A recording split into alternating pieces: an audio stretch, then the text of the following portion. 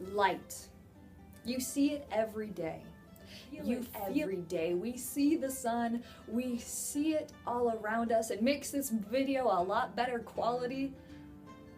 But what about in art? What about, maybe you've heard of him, the painter of light.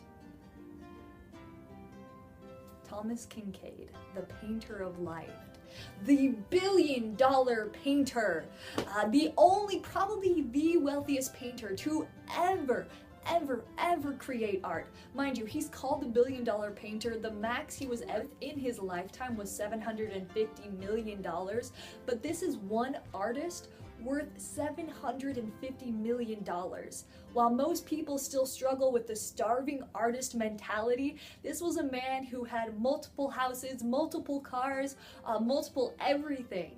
This is a man who got the most out of life, who didn't believe in the painter mentality, which is why I chose to feature him, even if he's not a billionaire, because he is a man who made it on his talent of painting, of finding light, of finding his touch. Thomas Kinkade did a few things that were incredible. He, first of all, created a name for himself. He gave himself the name, the Painter of Light. He wanted people to remember who he was. At one time, during the height of his career, 1 in 20 homes in the United States had his art. Think about that for a second. 1 in 20 homes had a Thomas Kinkade art. That could be a painting, it could be a Christmas ornament, it could be a calendar, but either way, that means his reach as an artist was astronomical. And he did a few things that really set him apart from any other artist. Number one, the reason he was able to become successful, besides being extremely prolific and talented, because let's face it, there are thousands of extremely talented, prolific artists who are forgotten, who never make history. But what made Thomas Kinkade so incredibly successful is he multiplied himself. He knew his talent was art. So he was able to find 2 people that changed his life. Number one, he found someone who could sell his art for him. He didn't try and go out and sell his art himself, no. He found someone who was far more talented than him, an ex-Kirby salesman, you know, the vacuum sales. I know we just had one over here this week, a Kirby salesman. An ex-Kirby salesman came and started selling Thomas Kinkade, so Kinkade could focus on his art.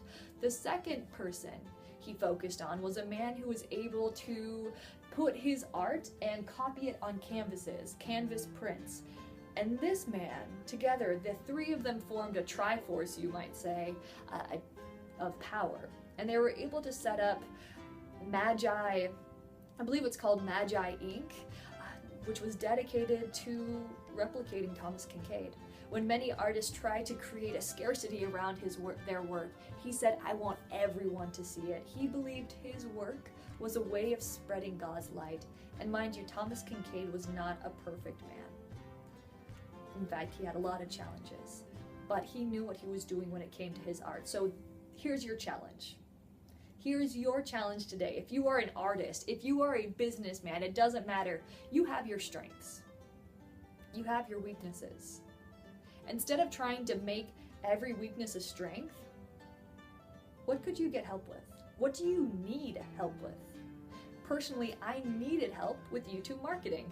I needed help with making my videos better. So I started talking to people, and I found someone to help me in the most random of places. I was in church and I got talking to a lady, and she started telling me about how she's into YouTube marketing and she has an incredibly successful channel. And I said, my gosh, let's talk about this.